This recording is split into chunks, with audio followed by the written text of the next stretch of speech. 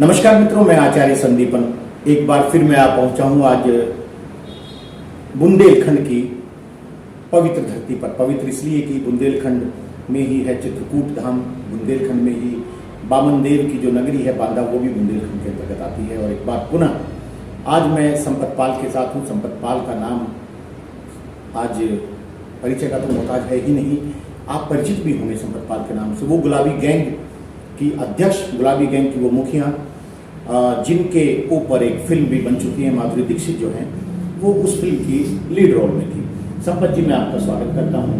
धन्यवाद। भारतीय जनता पार्टी में आ गई हैं, बहुत लंबे समय तक कांग्रेस में रही और एकदम से बीजेपी ज्वाइन करना, क्या कारण रहा इसके पीछे? ऐसा है कि मैंने ये देखा कि जो हमारी योगी जी हैं वो एक संत है और विपक्षों को तो काम ही होता है जो भी होता है, लेकिन उनकी हकीकत में ये नहीं देखी कि उन्होंने बहुमत से सरकार अपनी बना ली। जैसे हमारे मोदी जी हैं, माननीय मोदी जी, कितना लोग विरोध करते हैं, विरोध के अंबार लगे रहते हैं, विरोधियों का काम भी है। मैं भी कांग्रेस पार्टी में थी और कभी कभी हो सकता है, लेकिन मैं माफी चाहती हूँ।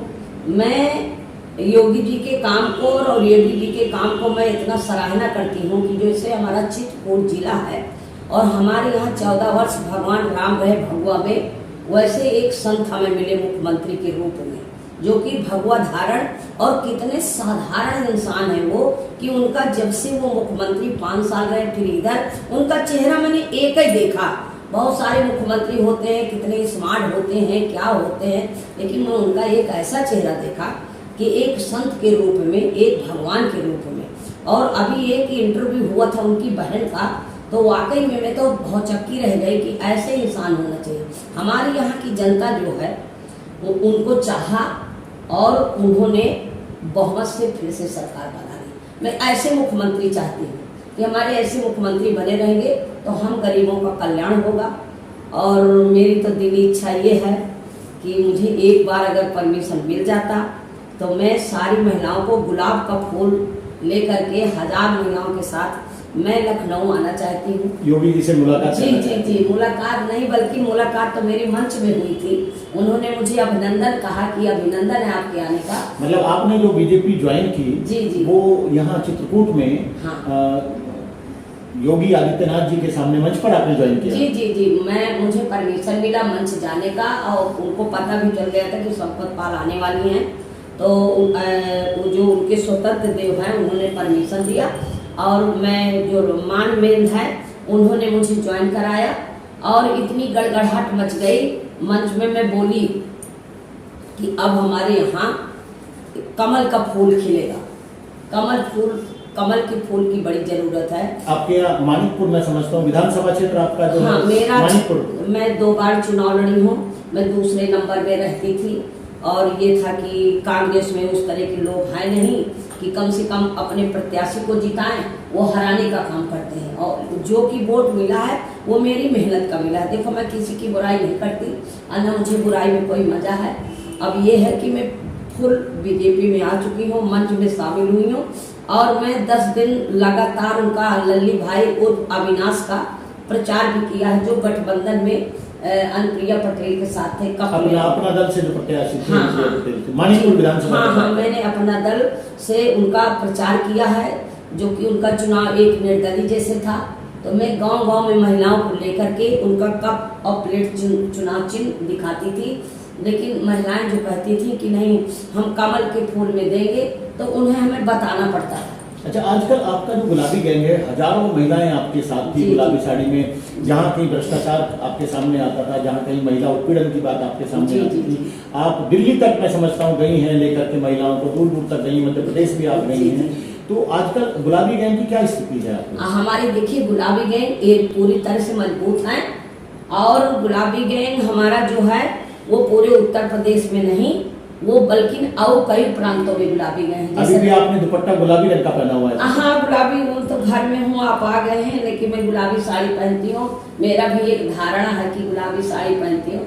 मुझसे मीडिया पूछ रहे कि आप भगवा रंग पहनेंगी, मैंने कहा हाँ, ये तो भगवान का रंग है और पहनने में कोई दिक्कत नहीं है। तो बताइए, नीचे गुलाबी साड़ी होगी, ऊपर भगवा साफी होगी। भगवा साफी हाँ होगी। हाँ बिल्कुल होगी। एक बात बताइए, मैंने खरीदी भी नहीं।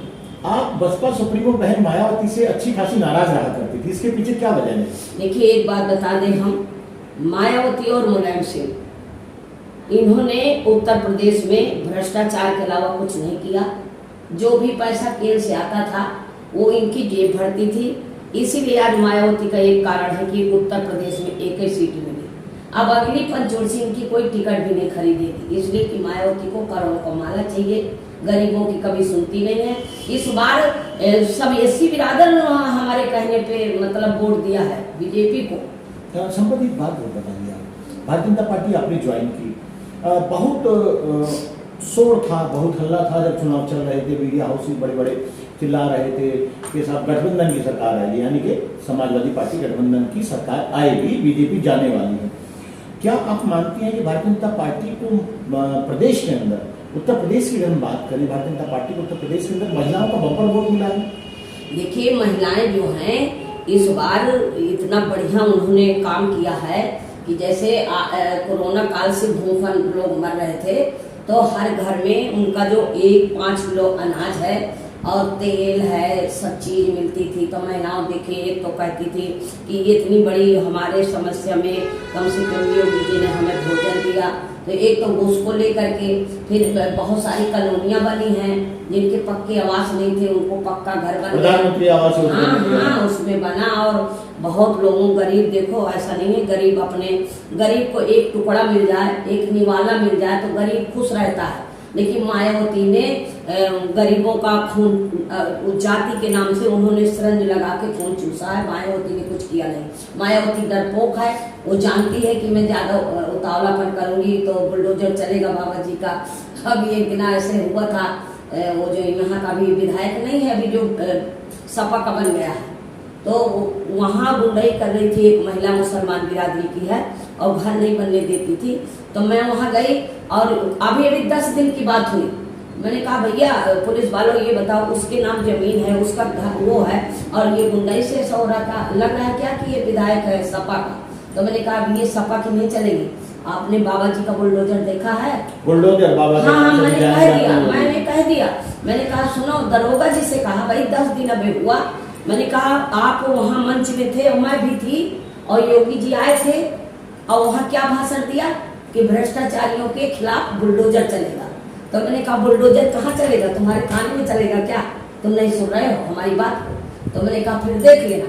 इतने में दरोगा सुकुड़ गया, अरे सपत जी ये ना कहो। मैंने कहा देखो पहले ही मैं अच्छा काम करती थी, मैं न्यायिक काम करती हूँ, अब तो मैं बीजेपी में हूँ। तो मैंने कहा मैं रेख देख करूंगी। बीजेपी के साथ अगर कोई गलत कर रहा है और योगी जी तक बात नहीं पहुंच रही तो वो बात मैं पहुंचाने का काम करूँ। पहले विपक्ष में रहते हुए भी आप महिलाओं को साथ लेकर के आवाज उठाती थी, अब रूढ़ पार्टी बीजेपी के साथ है, सत्ता में है। हाँ, तो क्या अब भी कोई ऐसी चीजें दिखेंगी? नहीं, ऐसा नहीं है। देखिए अपनी आवाज तो हमें उठाना ही होगा, ऐसा थोड़ी है। अब तो हमारे हाथ और मजबूत हो गए हैं। लेकिन हाँ, सत्ता को पाके मुझे घमंड नहीं दिखाना कि कोई अधिकारी कह दे कि बताओ ये बीजेपी में होकर हमें सता रही है, या कोई उस तरह का आदमी हो कि हमें सताने वाला काम नहीं है, जायज काम है। अब तो आसान हो जाएगा। हम तो बुलडोजर के नाम से ही बात करेंगे कि ये बुलडोजर जो मतलब मजाक नहीं हुआ है, गलत करोगे तो बुलडोजर चलेगा। हाँ। जी अभी एक आदेश मुख्यमंत्री जी का आया है प्रदेश के योगी आदित्यनाथ का, जिसमें उन्होंने कहा नए जो भी धार्मिक स्थल बनेंगे उन पर लाउड स्पीकर की अनुमति नहीं होगी, यानी कि जो भी नए धार्मिक स्थल चाहे जो भी हो वो बनेंगे उन पर लाउड स्पीकर की अनुमति प्रशासन नहीं देगा और ऊंची आवाज में नहीं बजाया जाएगा। किस दृष्टि से आप इसे देखती हैं? देखिए देश भर में इसको लेकर बवाल मचा हुआ है। हाँ, सरकार ने कहा और सच में जो ऊंची आवाज से रात भर चिल्लाते हैं, ये बात बिल्कुल सही है। ये वहाँ तो वहाँ है, हमारे बच्चे पढ़ रहे हैं, डिस्टर्ब होते हैं। जैसे कोई बीपी का मरीज है वो डिस्टर्ब हो रहा है, यहाँ डीजे बजा बजा के कितना मतलब तो डीजे बंद हो जाए कानूनी तौर से, और इसमें बड़ा नुकसान हो रहा है जनता का। ये आप मानते बंद होना चाहिए? हाँ, ये मैं तो बहुत पहले से चिल्ला रही थी, कई बार हमने ज्ञापन भी दिया है कि इसे बंद हो जाना चाहिए। अच्छा फैसला है ये बहुत अच्छा फैसला है। ये जो ऊंची आवाज से देखो ये ध्वनि प्रदूषण का काम करते हैं। यहाँ डीजे बजता है, मैं अंदर घुस जाती हूँ, जो मेरे ऊपर खुद गुजर रही है बात तो मैं तो कई बार कहा है कि ये डीजे और जैसे पुराने लोग अच्छा बाजा बजाते थे उस तरह का जमाना आना चाहिए। हाँ ये संपत जी, बिग बॉस में आप रही, कई देशों में आपने यात्राएं करी, आपको एज ए गेस्ट भी बुलाया गया। क्या आप देश के प्रधानमंत्री नरेंद्र मोदी जी से मिली हैं अभी तक? मुलाकात नहीं हुई? देखिए मिली नहीं हूँ और बहुत इच्छा है कि अभी मैं लखनऊ जाऊं फूल भेंट करने, फिर एक बार मैं दिल्ली पूछ करूं कि सारी बहनों से, योगी जी से और मोदी जी से मिलवाऊंगी, मुझे बड़ा अच्छा लगेगा। अब तो मुझे गर्व है इस बात का ना कि मैं बीजेपी में हूँ और मैं बीजेपी में रह गए, मुझे ये गर्व है कि ये सारे हमारे सब परिवार हैं। अगर योगी जी आपको मिलने का वक्त देते हैं तो कितनी महिलाओं को साथ लेकर के आप योगी जी को गुलाब का फूल भेंट इतनी करने खुशहाली महिलाओं में रोज तैयारी बना लेती हैं कि दीदी एक बार हमें मिलवाओ, एक बार मिलवाओ। कितनी महिलाओं को लेकर जाएंगे? 1000-1500 महिलाएं, देखो अभी इतना पैसा भी नहीं है और इतनी महिलाओं में लेके थोड़ी दिक्कत होती है, पर 1000-1500 महिलाएं गुलाबी साड़ी और ऊपर भगवा साफी पहन के हम पूरी तरह से मन बना लिया। अभी हमारी साड़ी रखी है। हाँ। पूरा लखनऊ को भगवा में करने का इरादा आपका है? हाँ इरादा है हमारा बुंदेलखंड भगवा में तो था। हमारे यहाँ जब भगवान राम 14, देखो रामायण की बड़ी मैं इच्छुक हूँ, हमारे रामायण यहाँ पढ़ी जाती थी, मेरे पिताजी के इतनी ऊंची रामायण थी पुरानी वाली, हम पढ़ा करते, हमें सब सारे ये दोहा आते भी है और अनुभव भी लगाते हैं। तो हमारे यहाँ जो है भगवान जब राजा दशरथ जी के लड़के थे और उन्होंने जब वनवास लिया तो उन्होंने भगवा वस्त्र पहन के आए साधु वेश में और 14 साल रहे। सीता जी जो जनक जी की लड़की थी, बताओ वो भगवा वस्त्र में आई, तो हम लोगों को एक सौभाग्य भगवा रहा। देश के बहुत नामी संत भी चित्रकूट में रहते हैं, रामभद्राचार्य जी। हाँ। मैं समझता अरे हूँ उनसे तो हम देश विदेश में नाम है उनका। योगी जी उनका भी बड़ा सम्मान करते हैं, कई बार आए भी हैं। सम्मानित है। देखो जो कहावत है कि भद्राचार्य जी यहाँ विश्वविद्यालय जो विकलांग विश्वविद्यालय है वो बड़े धार्मिक थे और वो अच्छा बच्चों को शिक्षा दे रहे हैं। देखो जो मैं तो ये कहती हूँ कि बहुत लोग कहते हैं कि हमारे विकलांग पैदा हुआ, हमारे सूर पैदा हुआ, लेकिन दिमाग भरना विकलांग हो, ये बात रामभद्राचार्य जी साबित कर दी। हाँ तो उन्होंने साबित कर दी कि इंसान कुछ भी कर सकते हैं। देखो वो आंखों से भले वो हैं, लेकिन उनकी आंखें 1000 लोगों की आंखें उनके आंखों में बसी हैं। संपत जी, बहुत लंबे समय से मैं कहूँगा, ये मेरा जो कहने का अंदाज है वो इसलिए है कि वास्तव में आप बहुत लंबे समय से महिलाओं के अधिकारों के लिए लड़ रही हैं। आपने कम, बल्कि मैं कहूँगा कि नगण्य संसाधनों के होते हुए भी लंबी लड़ाइयाँ लड़ी हैं महिलाओं के लिए। आगे क्या योजना है कि आप किस मुद्दे को, अब चूंकि मैंने कहा सत्ता आपके साथ है या आप सत्ता के साथ हैं, भारतीय जनता पार्टी में, तो सत्ता के सहारे आप महिलाओं के किन मुद्दों को चाहिए, मेरा आखिरी सवाल है, किन मुद्दों को उठाना चाहेंगी कि महिलाओं का कल्याण हो, महिलाओं की हेल्प हो, महिलाओं को मदद, महिलाओं का सशक्तिकरण उन योजनाओं से हो, या फिर आपके मुद्दे जिनको आप उठा करके आगे चलना चाहती हैं? मैं तो एक बार मोदी जी से मिलना चाहती हूँ कि मैं अधिकारों की बात तो करती रहती हूँ, लेकिन अधिकारों से काम नहीं चलता जब तक महिलाएं सशक्त नहीं हो जाती, अपने मौलिक अधिकार को नहीं पहचानती। मैं वो चाहती हूँ कि अगर एक बार हमें इसी सरकार से सपोर्ट मिले तो मैं महिलाओं को इतना जागरूक कर दूंगी कि वो हर पल पल में अपने अधिकार की बात करेंगी।